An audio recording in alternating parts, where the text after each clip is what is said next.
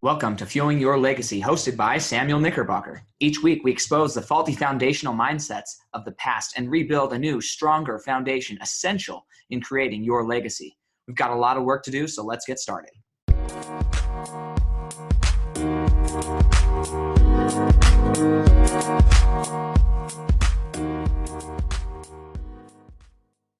Welcome to Fuel Your Legacy. We have an incredible guest on our podcast. We met actually on Instagram. So for all of our Instagram people out there, it's a great place to meet myself and also Julie.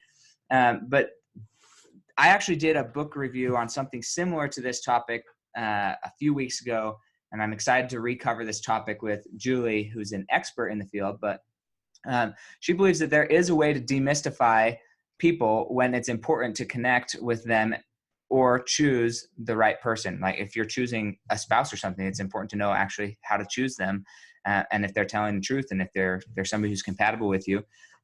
Julie Parker is a relationship consultant, coach, and speaker who shows clients how to communicate effectively and to connect well with anyone. Whether your goal is to understand ourselves or yourself on a deeper level or someone else in your life, she uses a unique spin on face reading to help people demystify any relationship, creating harmony and a win-win for everybody. So that's kind of the basic description of what she does, but I know you guys are going to get so much more out of what it is because it's just incredible. Just really quick though, if you can subscribe to this podcast and then also go on, take a screenshot and post it on Instagram and Facebook and tag Julie or myself in it, then we'll give you a shout out on our next podcast. And then also you can go check out samknickerbocker.com and should be able to get some access to some of my goodies there. But with that, Julie, welcome, and just introduce yourself and give us a little bit of background on how you got into the face reading space. Okay, Sam, first of all, thank you for having me. It's awesome to be here with you. I'm really excited about this. So I was in corporate America looking for something else. I felt like I wanted to expand and move on to something different. And in the process of becoming a nutritional coach, which was my goal at the time, long story short, a colleague of mine had talked about birth date readings or birth date numbers. So we had a closed Facebook group. Everybody was submitting their numbers, their birth date, and they got these numbers back. And I was asking what the numbers meant. So I was told to go to a website to go find out and to go check out the book. So I go to the website and all I see was face reading. And I thought, well, this is kind of intriguing. I'm not familiar with this, but maybe if I schedule a reading, I'll be able to find out what these numbers mean. So I had to wait a little while, submitted my pictures, submitted my birth date, and oh my gosh, what happened in that reading was just fascinating. It blew me away. I was like crazy.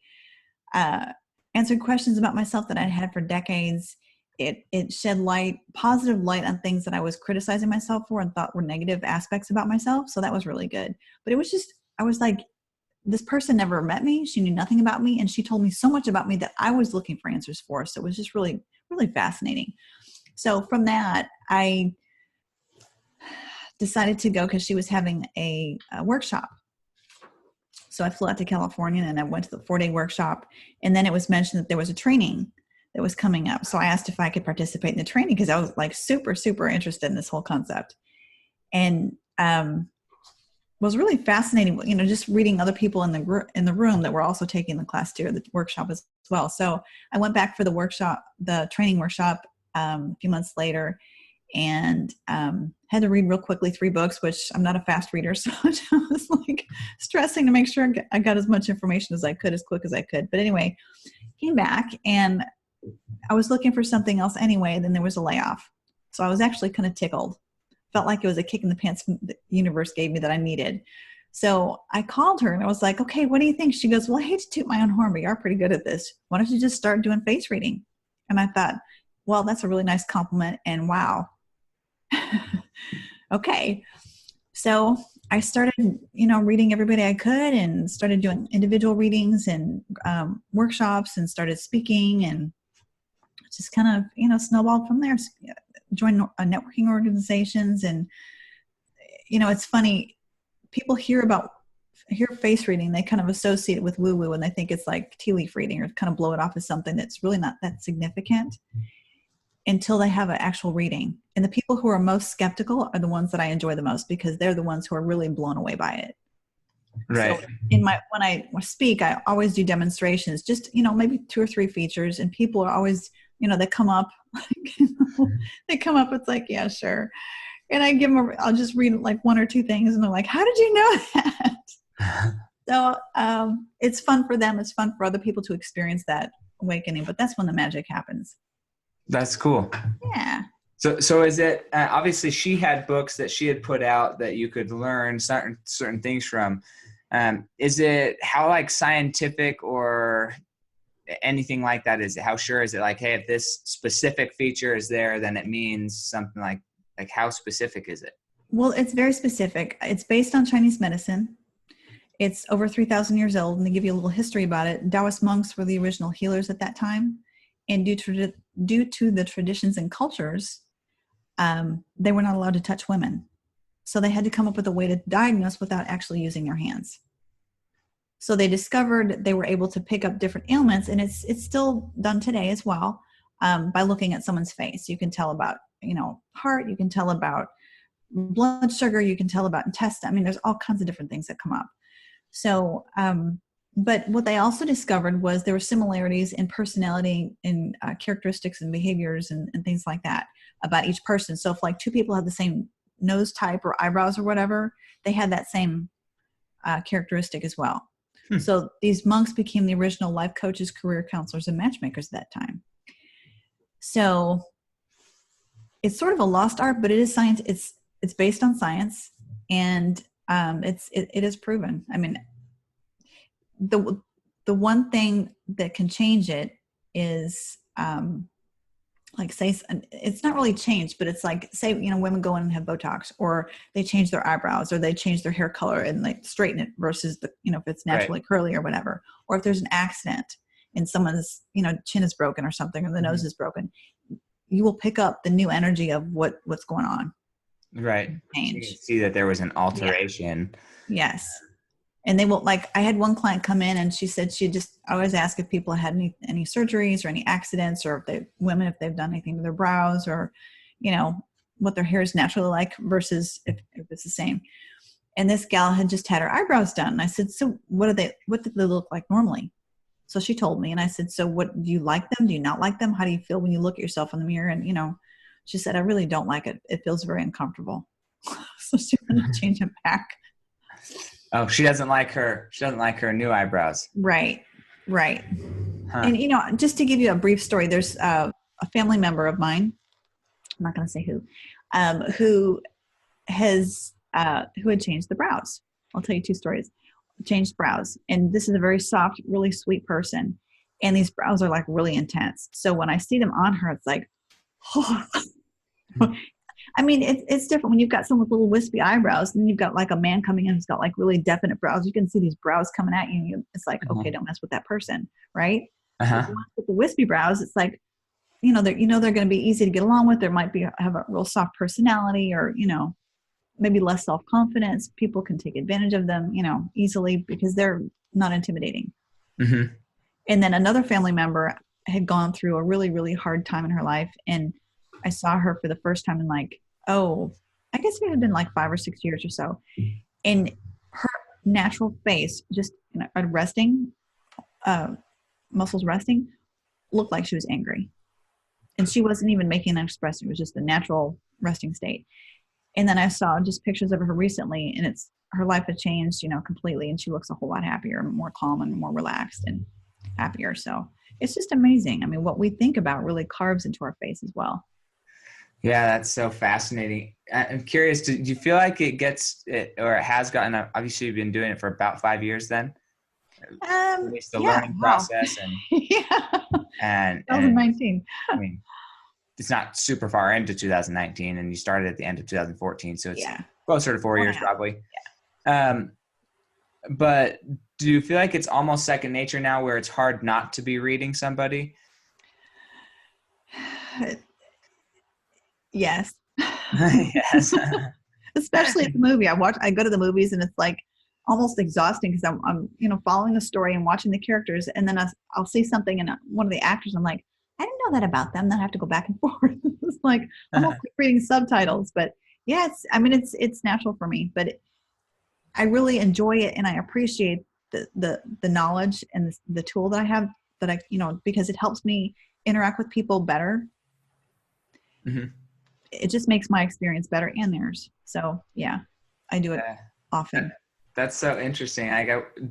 When you find, like, specifically movies, I'm pretty observant with like weird things in movies, but not like super. I guess I just don't know enough about people's life and my memory's not great in that area. However, my wife, like, if she remembers anything, it's about movies and actors and lines from movies. Like, that's what she's really good at remembering. Not a lot of other things does she remember, but those things, they ingrain in her mind really easily.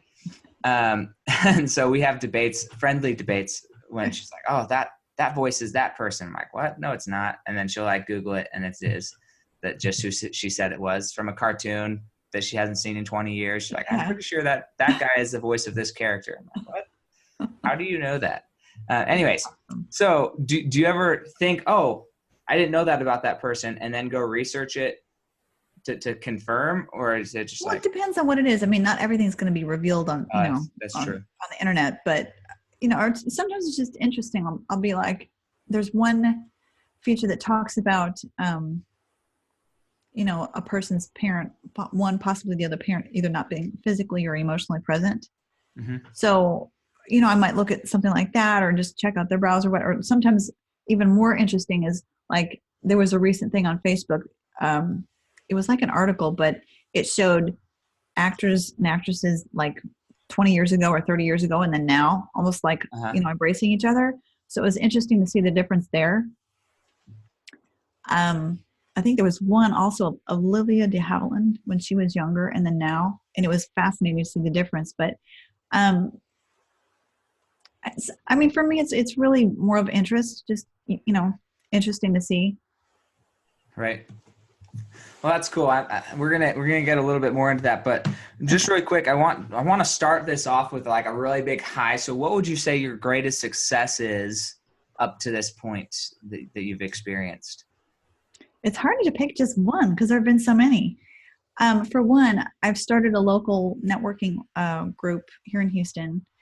Got about 7,000 members. So monthly I have a networking event.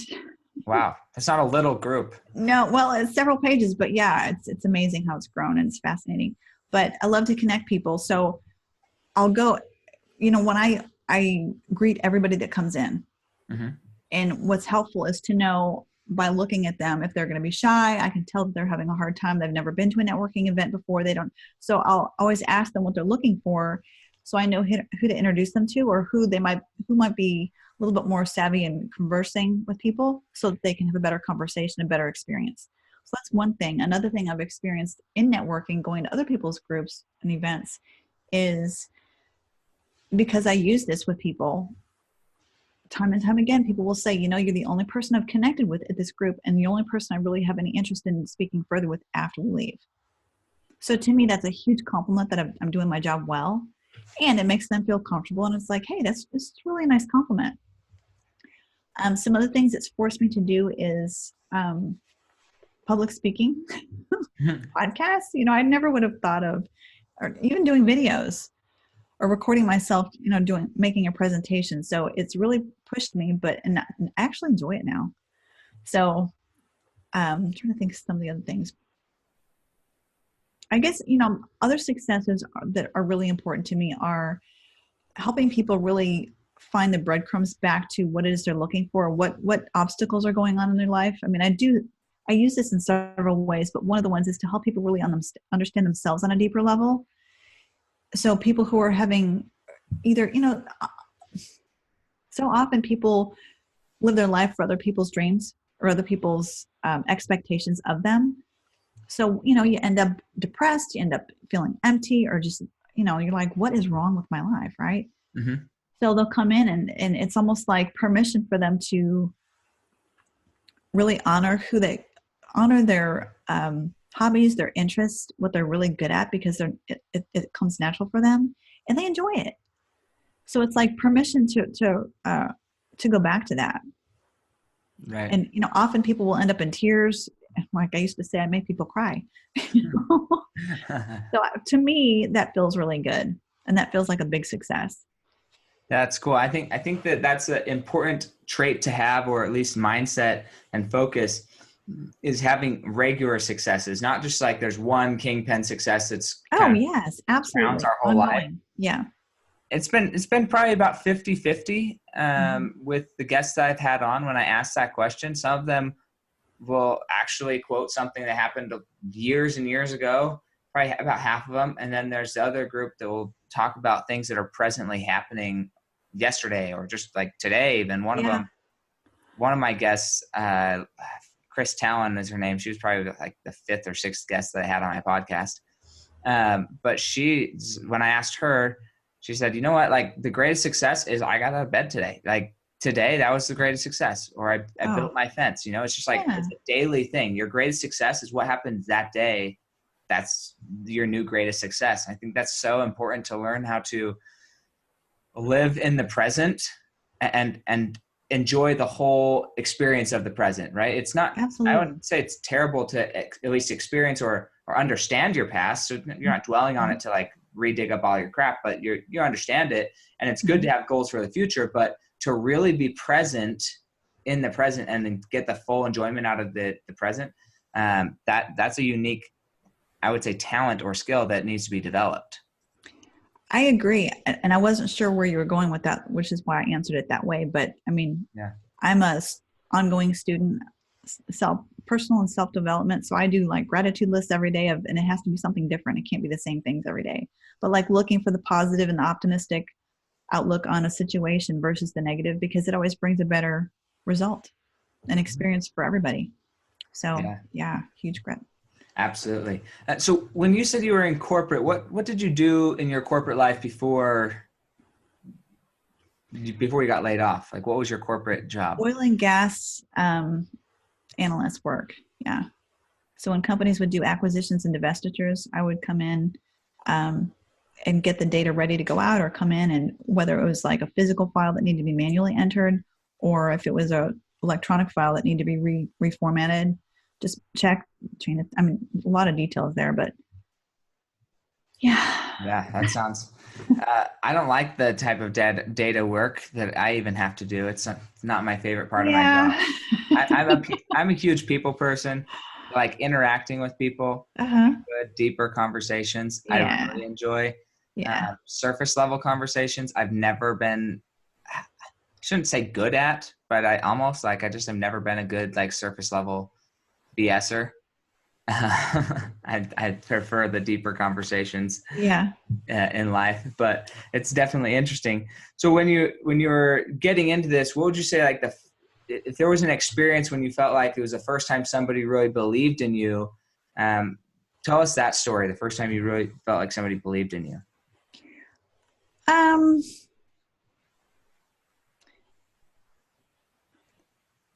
going to say the first time I was asked to speak publicly, because that was not only a huge compliment to me as a person, but professionally as well, because they believed in me and my work and my information. So, and to have that publicly shared, I felt like that was a huge compliment. And I was talking about my 2 new programs as well. So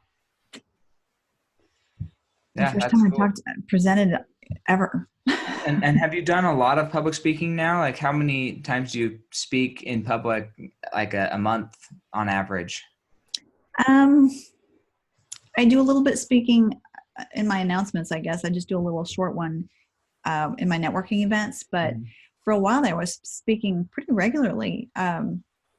Networking groups will ask me to come speak. There were 2 networking groups that I was a member of when I first started my business, just to kind of get the word out there. And one of the owners of one of them got wind of what I was doing, and she had me read somebody off of her phone. So she's like, oh my gosh, this is crazy. She goes, I want you to get a hold of all the regional area directors, and because they would have luncheons or coffee clicks or whatever. So she's like, I want you to get out there and speak to all the different area meetings. So that was amazing because it gave me more practice. And I was literally, I would sweat and I would shake and I was like really anxious before I did it, but it pushed me through and it was a great experience. And I'm trying to think recently, I'm going to say every couple months or so. It's not regularly anymore, but when it comes up, I always accept because I love it. That's good. I'm glad you've grown to love it. It's of all passions that I have, speaking in front of a crowd is the number one. Really? Oh yeah. Like I just love, it's a little nerve wracking sometimes, but mostly, when I was younger, I don't know, probably 12-ish. I don't know exactly how old I was. We went to a success seminar. It was just called like the Success Seminar. Uh-huh. And there was a bunch of speakers that spoke, but Zig Ziglar was there before he died. Awesome. Yeah. And he said something. He said, everybody, if you're a public speaker, you should basically always be a little bit nervous. Not because you're scared of the crowd, mm-hmm. but because your message that you're sharing is so important to you. And the nervousness comes from the nervousness is that they won't accept it, but you really, really want them to accept it. Right. And so that's why you should be just a little bit on edge every time, because you'd be so excited and so sad if they didn't accept it type thing. That's great advice. And if you're not that passionate about what you're going to say, you probably shouldn't be saying it. That's what he said. And I was like, that's a really good opinion, right? If you're just out there and it's just become a routine thing where you're just out saying your talk, but you're not really into it, mm-hmm. you shouldn't be there. Like if you're not emotionally invested in sharing whatever you're sharing, then you're done. You're past your time of speaking. Good point. I agree. Yeah. So I'm glad something else to talk about that you are passionate about, right? Exactly. I mean, there's just a whole energy. Energy is a whole nother topic from like energy frequency type perspective, and how and why relaying a message is so crucial mm-hmm. in there. But I want to have you kind of go a little bit deeper into what face reading actually is, the way you do it. Okay. So I explain it, or I describe it as the interpretation and translation of the features of people's faces. So like the eyes, the eyebrows, the hairline, the forehead, cheekbones, lips, jaw, ears, everything. It all means something. And it all reveals important and can be very exposing, but important information about you, who you are, where you've been, where you are now, where you're headed. It's like a GPS of the face. Okay. And what is it not? Like, what would you say, like, if people were like, oh, I've heard of something like that, what would you say? No, that's not really, like, how do you separate yourself in the field? Okay. Well, people will often ask if it's like micro expressions. Let's say, oh, it's like that show Lie to Me, which was an awesome show. And I binge watched it because I loved it so much, but I found out about it after it had already gone off the air. But that is micro expressions. So if someone's lying, or if they're thinking about something, or you can tell the muscle twitch or the muscle movement, which is a very short micro movement of the muscles. And that's not what I do. Or people will say, hey, can you tell me what, if I'm going to meet somebody, I don't predict the future either. I'm not psychic. I'm empathic. I can also intuitive, but I can't predict anyone's future. So that's what it's not. Yeah. So obviously if you're doing this day in and day out and you're really working with a lot of people, do you feel like you get to a point where you can read micro expressions or have a basic understanding of micro expressions, but just that's not where your focus is?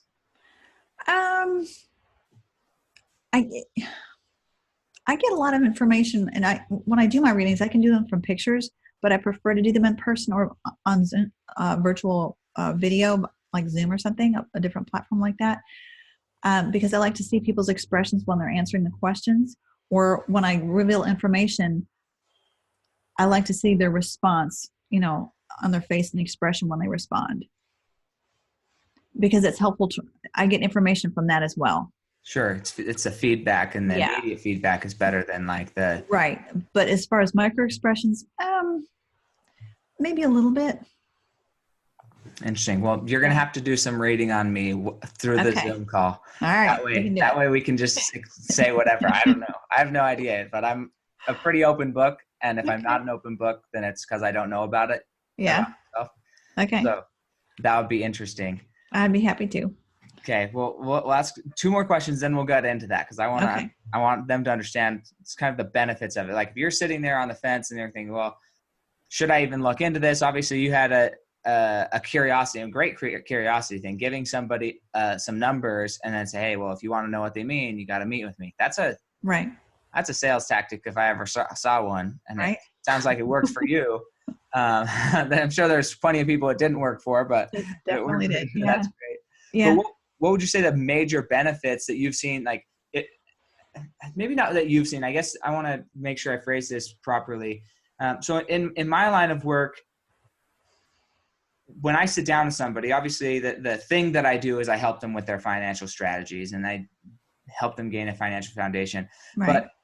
But when I'm marketing myself, I'm talking more about the transformation. Like how has their life changed from meeting with me? Right. So These people legitimately, when they walk out of my office, you can sometimes audibly hear them gasp a sigh of relief of, wow, I know where I'm at finally. They are happier. Their face is brighter. In some cases, their spouses are like, man, you really need to go hang out with Sam more because he's a really good influence on you and you're a better person when you're around him, right? So like those are the transformations that I love, right? That's why I do what I do. So from that mindset, what would somebody get out of meeting with you? Like what are the benefits or the transformation if someone were to go get a solid face reading from you? Okay. So it would make more sense to just explain what I do.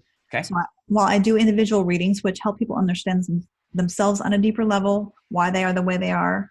Like I said earlier, when I had my reading, I was looking for answers about why certain things were happening in my life and also had been criticizing and judging myself and kind of down on myself for certain things.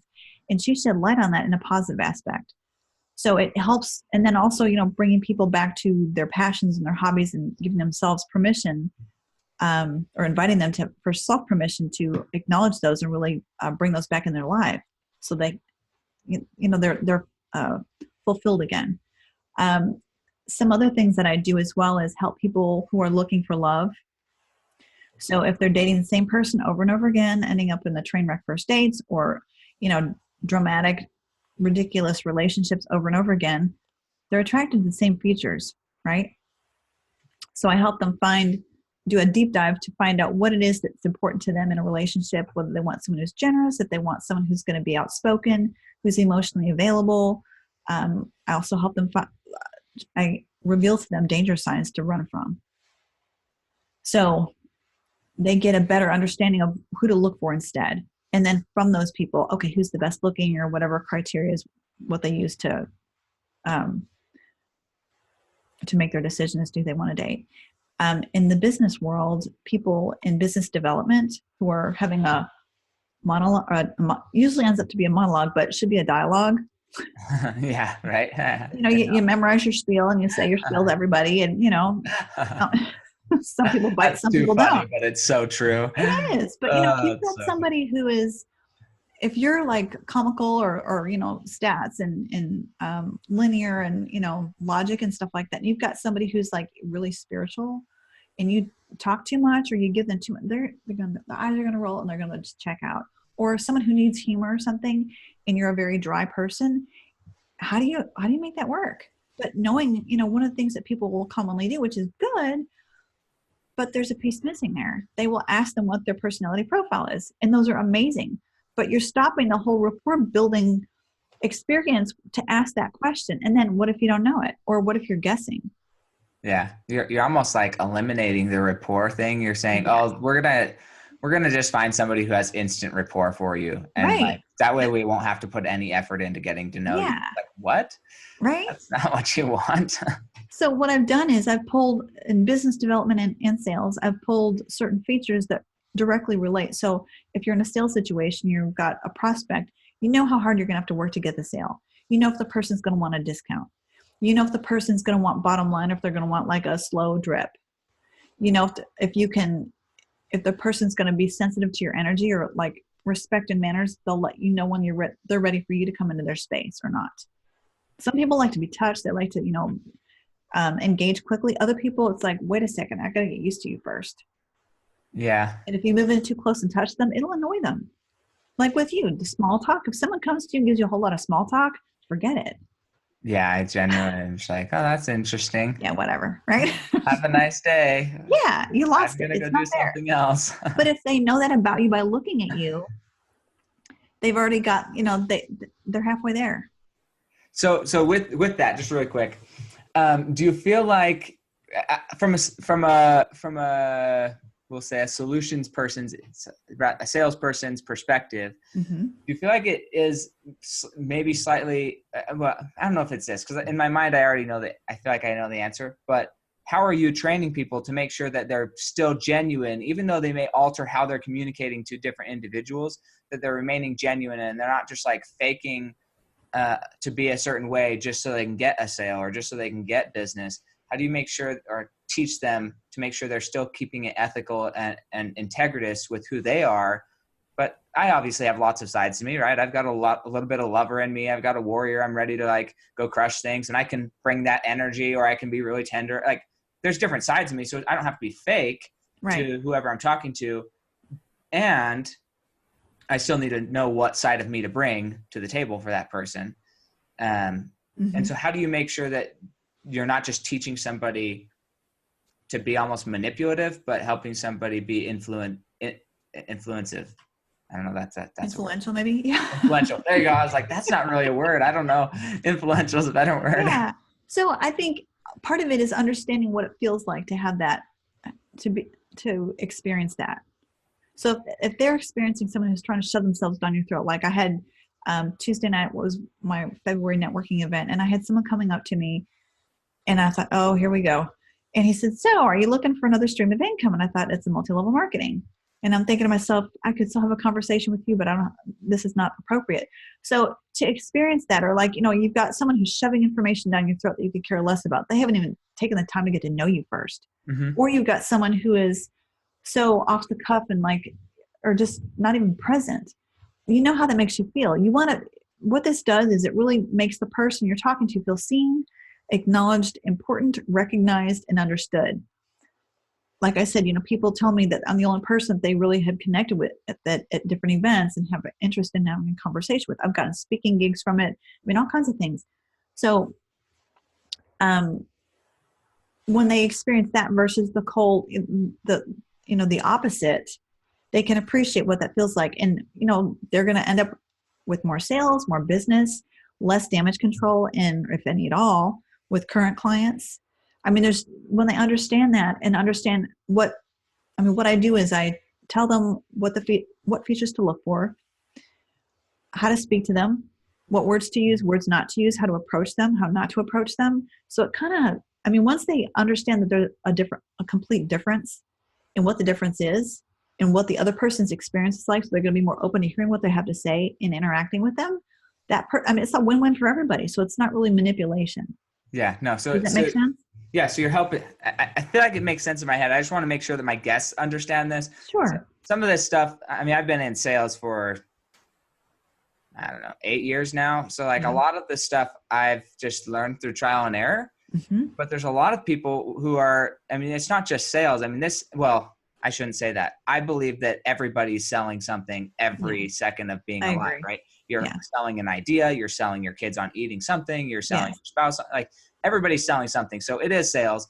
But I just want to help people understand that to be, and I use for me, I have differentiated a salesman versus a closer.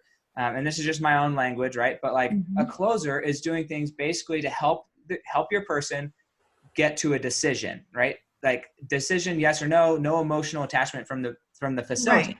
Right. But as a closer, you're facilitating a close, you're facilitating the decision-making process. And at the end of it, your purpose is to help them make a decision, yes or no. Right. If you leave somebody in maybe land, right, it's really a disservice to that person to leave them in maybe land. So as a closer, your goal is to get a decision. And obviously it's in your advantage or in your best interest to get a yes or out of a no, Right. but you need to be okay with them saying a no and not be pushing for a yes. And somebody who's selling something is really thinking it's a very selfish thing, and they're thinking, hey, how can I get you to get this thing? And so that's how I've differentiated them in my mind. Mm-hmm. But I think that if we were to go one step deeper as far as why or how that works, it comes down to a place of compassion. And just what you said, once you really understand and can put yourself in that person's shoes, in your client's shoes, in your kid's shoes, in your spouse's shoes, then you can start to have compassion, and you're no longer trying to like force them into an opinion. You're like, no, really, like, what do you want? And it does change the energy of the conversation. And I guess that's what I really want the audience to comprehend, is the compassion aspect of this process. Yes, you're speaking to them on a level they can hear and they can appreciate and understand it, and they feel like you're customizing it to them. And you are. Well, universally, yeah. When something like this is incorporated in the conversation, you don't go to a restaurant and have the waiter tell you what you want. They ask you. Sometimes I tell them what I want. But right. The waiter doesn't tell you what you're going to have. You might ask the waiter, hey, what do you suggest? But they're going to, when someone really listens to you on a level, if they're selling to you or if they're presenting information to you about a product or service that they're potentially going to sell you on, they want to know about you to see if it's going to be, ideally, to see if it's going to be something that's going to serve you well or not, something you're interested in. Mm-hmm. But to just throw it at you. Yeah, no, sure. It's a funny sales trick, actually. So whoever listens to this, I'm going to give you the answer to this question. Anytime somebody in a sales training or closing training walks up to you and says, hey, sell me this watch, sell me this pen, sell me whatever, the answer is not like, don't go into a sale. Don't go into trying making this pen look really great or this watch. The first question you have to ask in this situation is, do you want it? Are you in the market for this, right? Just what Julie just said. You have to ask a clarifying question if it's even on their radar. If it's not, then you should not sell it you should not help try and get them to buy it. There's no point in you exerting all the effort to try and get somebody to buy something that they don't want, they don't need, they're not in the market for. That's not your goal. Your goal is to identify, hey, what are you in the market for? And am I able to fulfill that need? If yes, great, let's figure it out. If no, that's great too. Maybe you know somebody you can refer them to or something. But yeah, just the answer is, do you want it? Or like, do you need this object? So anytime you're in sales training and that's the questions that's asked to you, just say, hey, would you like this, or do you need this? And then I can tell you how great this one is versus the rest. But first, is this something you're looking for? Right. I love it. So sales hack, or at least sales training hack, if you ever want to be the smart guy in the room. Right. It's fun. I like being the smart guy in the room sometimes. So, okay. So let's try this really quick, or not try it. I'm sure it'll work. I'm not saying it won't work. But let's do some face reading. Okay. So I'm going to ask you to come a little bit closer to the camera so I can see your face a little bit better. And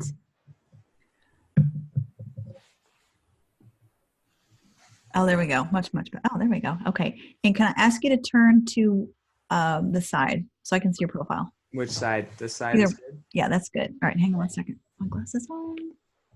Okay. So the first thing I'm going to say is, if I was selling to you, okay, you can turn around to the front again. Thank you. I would give you bottom line, and I wouldn't like give you like all the stats. I might give you some stats, but I would give you the bottom line information and wait for an answer. Because if I rushed you, it would probably irritate you. That's true. Okay. So, and I'm assuming you're self-employed now, right? I am now, yeah. Okay, good. Because that wouldn't work out real well if you were working for somebody else. Or it may not have in the past, right? Yes? I actually don't it didn't work. I was a waiter once, and that sucked. I like working for myself. So people micromanaging would not go over real well. Okay. I'm going to ask about your upbringing, and it could have been your parents, it could have been a caregiver, it could have been anybody, but was it strict? Yes. Okay. Strict is maybe an understatement. Okay. That's showing up as well. All right. Let's see. Can I see your profile real quick one more time? Which Didn't look side? at Do the you other. want to see the other It side? doesn't matter. It doesn't matter. Okay. You can turn back now. Thank you. So when someone's giving you information, you're going to want proof, like backup. So if I'm selling to you or, whatever, I'm going to have like a website or several websites, articles, whatever to give backup because you're like the investigator. You want to go check it out just to make sure. Would you agree? That is definitely me. Okay. And then also I see another feature that talks about persistence.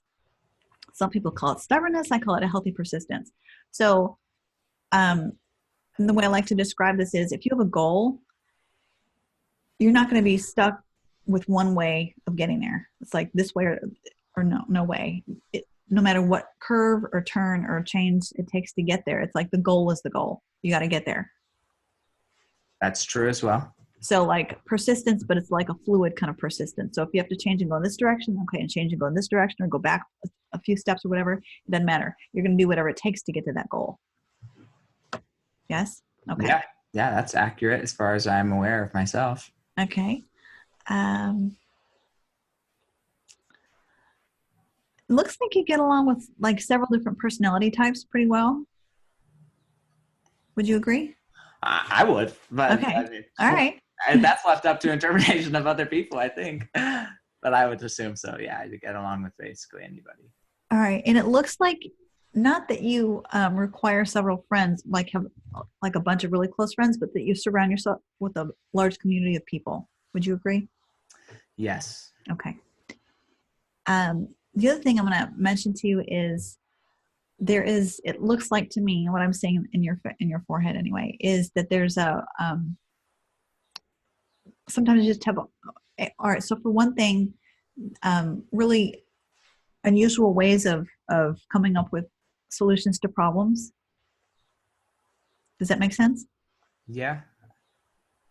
Yeah, I guess. I don't know. They don't seem unusual to me. They seem normal, but. Okay. But other people aren't as good at coming up with solutions quickly or just unusual solutions quickly. Yeah, that's probably true. Making things work. Okay. And is there something that you're really good at that maybe an ancestor was good at as well that you're aware of? I don't know. I don't know my ancestors that well. I know that it's something that I want to be good at is instilling belief in others. And that's what I feel that my grandfather did for me. So, okay, that could be. So I don't know. Sometimes you share a similar passion or hobby or skill that an ancestor, like a relative may have had as well. Yeah, I wouldn't know. I guess I need to know my ancestors better. Okay. All right. So it looks like, and I'm going to stab at this because it's hard to tell from the camera, but it looks like punctuality is important to you. That's another true statement. Okay. And then if somebody were to, like, if you're really focused on something and someone comes and interrupts you just off the cuff, it might annoy you. Would you agree? If you're focused? If I recognize them, yes, it would. Okay. Could be annoying. If you actually look up. Okay. All right. So those are a few of the things that I see in your face at this point. That's pretty accurate. Anybody who knows me, who's listening to this podcast, then you can make your own judgments of like if that's how you would describe me as well. That's how I describe myself to other people. So I'm fair there. But what's cool is that's just like the little things that she told me about myself. But if you were to actually work with her, then she could tell you how that would maybe impact or be applied to all of the other areas of your life. Exactly. And she can teach you how to do what she just did, which is interesting. I want you to send me the links to all the 3 books that you read 3 times or 2 times. That's what I want. Unless they're like. So well, here's the thing. I mean, I trained under her as well. Mm-hmm. And I also read other readers' books as well and took other trainings. So it's a combination of everybody, not everybody, but several of them. Sure, of course. Yeah, but I think it'd be good, like if people are like, what's the basic idea of how this stuff works? Yeah, reading books are good. Is I've heard as well. We sort of do it subconsciously anyway. So like one of the things that I'll tell you about is the eyes. When you're looking at someone straight on, so you're not looking underneath and they're not looking up. And you can see just like the whites on the outside of the eyeballs. Mm-hmm. Okay. If you see those, that's natural and that's normal. But if you see somebody who, they call them three whites. So if you can see like white below or white above like the eyelid, underneath the eyelid, or if you see someone like you just did. Yeah. Like, look, you can see white on the four sides of the eyes. That means someone is emotionally unstable. But if you see someone doing that, I mean, recently, I guess it was November, I was giving a presentation and I had it recorded. So, and I actually made the face showing people what it looked like. And they're like, whoa. And I said, yeah, exactly. That looks like someone who's scary. Run. There's a reason. So that's someone who's emotionally unstable. But if you see three whites, so like if below is the white below the eyeball is exposed or above the eyelid, I mean, above inside the eyelid, that's someone who's very stressed. Their cortisol levels are, could be at dangerous levels, but, or adrenals are shot. So just something like that. But it's when you see someone who, and you can see that in their eyes, there's something not quite right. So I think it's sort of subconscious. Yeah, I really like to make this face just for fun because it freaks people out, obviously. Right. But so I mean that it's interesting because I think, sometimes when I do my Facebook lives or videos or whatever, and I'm like intentionally trying to show shock and surprise so people click on my video, then I'll make that face, but maybe that's not the right face to make if it's pushing people away because like that guy's a lunatic. So maybe just not. Are you doing it in the middle of your live stream? No. Generally just like on the click screen of like whatever I want them to maybe not use that one. Yeah. Use a different thumbnail. Yeah, so I will have to do a different thumbnail because I just think it's funny. Like, yeah, you'll have to go look at some of them. I don't know. I think I'll go through them and see. I like, there's only, there's a few people that have really, really expressive faces that I've met. And one of them, he's a foot doctor out in a city I used to live in. And he has the most expressive face, just like all over the place when he's talking. Like his face is just the most excited face I've ever seen in my life. That's too funny. And it's something I strive for, to be more expressive with my face. Okay. I don't know if I'll get there that fast. So another question that people might have is how does this face reading techniques, how does that apply to like personality testing and like is there overlap? Do you use some of the personality tests or profiling to help you with the face reading, or how does that work? I don't. I feel like I get a lot from the face reading, and my understanding of the personality profiles, and I've taken a couple of them, but they mix in an interesting way. I mean, they're all really good, but I think they're missing some information that's kind of important to me.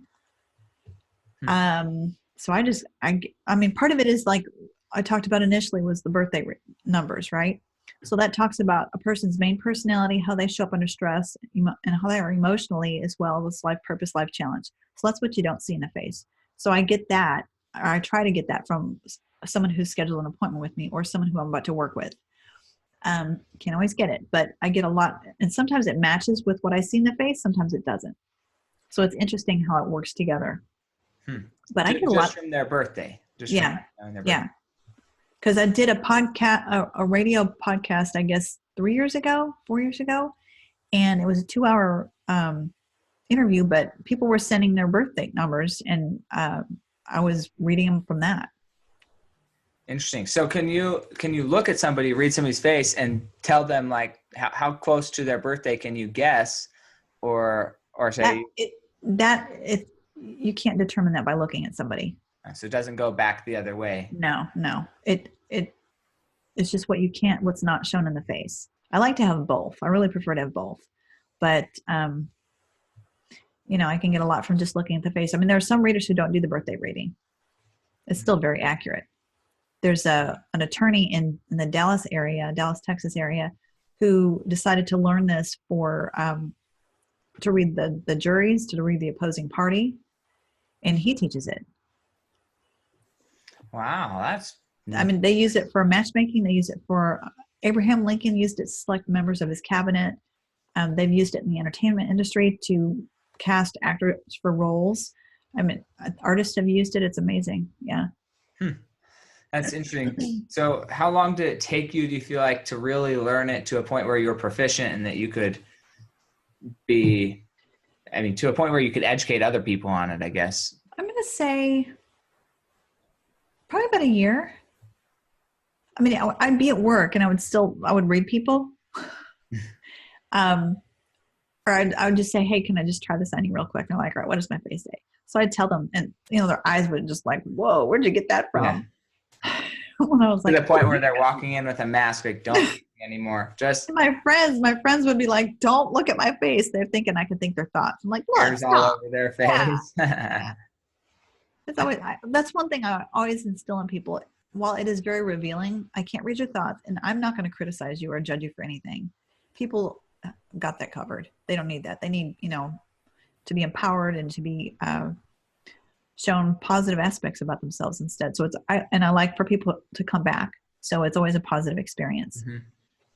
Yeah, sure. I think that goes back to just like, once you are able really to understand and put yourself in somebody else's shoes, compassion, you can't underestimate the need for or the level of compassion that somebody can have. Yeah.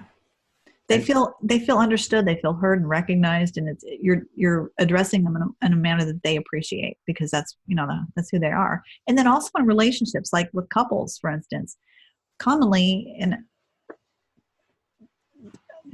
what will happen, people will just punish the other because they're like, well, you didn't do this right, or I want you to do this and you're not doing this. And they'll end up fighting and struggling with each other because of that. And what I say is they're unknowingly having unreasonable expectations of the other person.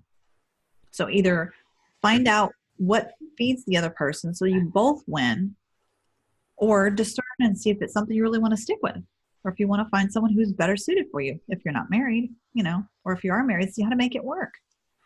Yeah, no, I agree. That's an interesting, the expectation. I don't know if you've ever read The Four Tendencies by Gretchen Rubin. That book really changed, like, how do I say this? It gave me a language to communicate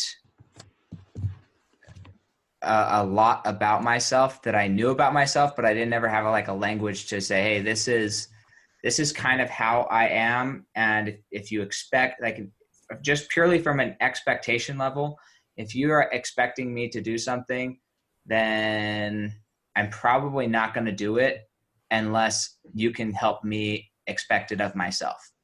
Wow. Yeah. If I get to the point where I expect it of myself, then let's do it. But if not, then not. And so to share a quick example of this, we had a conversation with my wife. My wife and I were having this conversation. In her family, birthdays really important, all holidays really important. In my family, they didn't really mean much. There was 11 of us. We were raised in poverty, so there was no it was just like another day a lot of times. Yeah. We were lucky if we got a cake and we had to make it ourselves. Oh my God. Well, it wasn't phrased that way. It was like, you get to make your own cake. Got it. Yeah. They made it fun for us, right? We all wanted our birthday so we could make our own cake. Anyways, so we're having this conversation, and she was trying to help me see, like, no, Sam, you need to celebrate birthdays more. This needs to be something that's important to you. I'm like, why does your emotional need for it to be important trump my emotional need for it not to be important? That falls under the manipulative category, right? Yeah, I'm like, wait, that doesn't make sense. I'm not letting you control me like that. Yeah. And I don't want to control you like that. Well, anyway, so we have this conversation. We're talking for probably 2 or 3 hours, but she, and I don't know if this is after we'd read the book or before we read the book, but it got to a point where she finally was thinking, okay, Sam, when you go to work and somebody says, hey, this might help you get closer to success, you jump on it and you do it immediately. You're just like, hey, if this is going to help me, do it. Right. And that's a principle that I live my life by, that I'm willing to try out basically anything. And if I can see it bettering me, great. Right. If I don't, then I'm probably going to dismiss it. Right. But that's a principle I live my life by. And so it clicked, and she's like, Sam, when you're at work, when there's a suggestion saying this is going to make something better, you do it immediately. Why are you not applying the same principle at home, right? And for me, in my hierarchy of expectations, I expect of myself to apply principles unilaterally. Like they all, if it's a principle I live, then it's a principle I live everywhere. Okay. And so as soon as she connected in that, I love birthdays now. They're the best days of the year. Like, oh, how awesome. I love that. And so it's just, I mean, that's just a small example of like trying to force feed me your opinion. Very unlikely going to happen that I'm going to stick to it. Even if I agree to it, yeah, I'm probably not going to be consistent. But if I expect it of myself, it's happening every day, all the time. It's working. So it's just that's interesting. Awesome. Yeah, very interesting. I like that. You know, the other thing about that too is if someone's resisting and pushing up against you, we resist, or what we resist persists, right? So if they stop the pressure to do that, you've got nothing to push against. But like, you know, couples, like commonly women will say, why doesn't he talk to me? Why doesn't he, you know, open up emotionally? If the guy doesn't have the capacity within him, if that's not part of his nature, don't expect it of him and don't punish him for not doing it, and vice versa. Yeah. Amen to but that. But knowing that in advance can be really helpful, benefit both of you. Yeah. Some women don't need to have that. They don't need that, or they get that need fulfilled in other places, and that's okay. Yeah.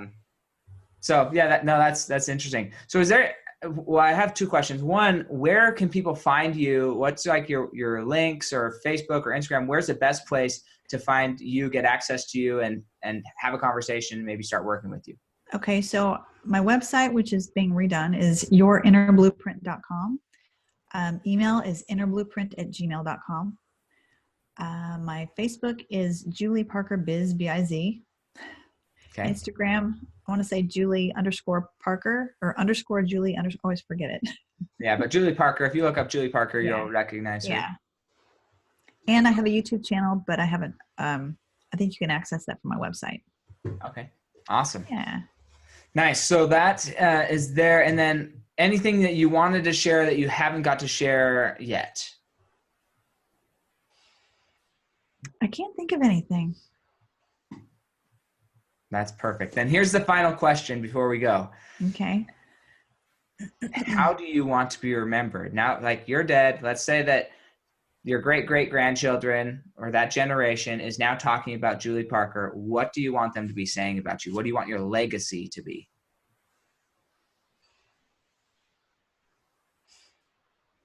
I think, you know, part of it is really self-acceptance, helping people, empowering people for self-acceptance and to be better, to really step into greatness of who they can be.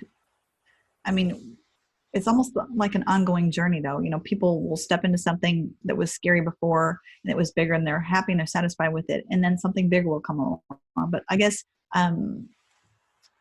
empowering them to continue to grow and improve and to accept themselves in ways that they hadn't thought of before.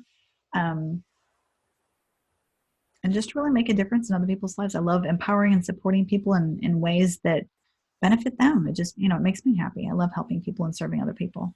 That's awesome. So I'm going to read back your answer that you gave me on the sheet, because this has only happened twice so far. Is it different? No. Where my guest, when I asked them the question, almost verbatim will give me back what they wrote days or weeks before. And then that's how you know, like, this passion is inside of them and they just love it. So what you said is you're passionate about empowering people and helping make a positive difference in their lives.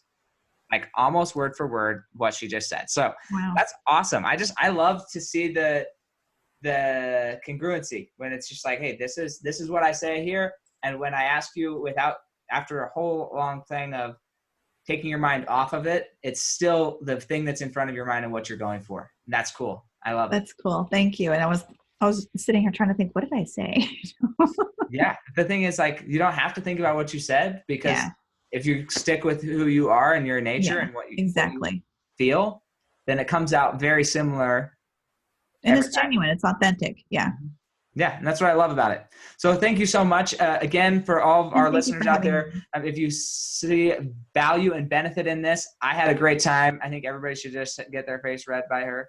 You can text her your birthdays or whatever. No, but yeah, go check her out. Go direct message her on Facebook or Instagram and get in conversation and see how she can help you in your business life, faith life, your relationships with your children or your spouses. Just in any area, or if you don't have a spouse yet and you want one, sounds like she can help you in that arena as well for all you single people. Absolutely. And maybe, I know a lot of people who listen to this, they're people who've been divorced and they're single now, and they didn't quite work out the first time, and that's okay, but maybe she can help you really make sure that the next time you're not stepping into a war zone, you're stepping into somebody that exactly. It's going to really help you become your best self, and that you can also add benefit to them. So go check her out on her social media there and her website. And then always take a screenshot here, share it on social media, tag Julie or I in it, or both of us, and we'll give you a shout out on the next podcast. And if you do that and you'd like me to give a more detailed description of who you are and what you do, if you're a business owner or something like that, just direct message me a little script, and I'd love to read it off to give you as much exposure as possible and help you grow your business as you help me grow mine. So thank you again, Julie. Thank you, Sam. This was awesome. And really enjoyed it. Oh, thank you. And we will catch you next time on Fuel Your Legacy.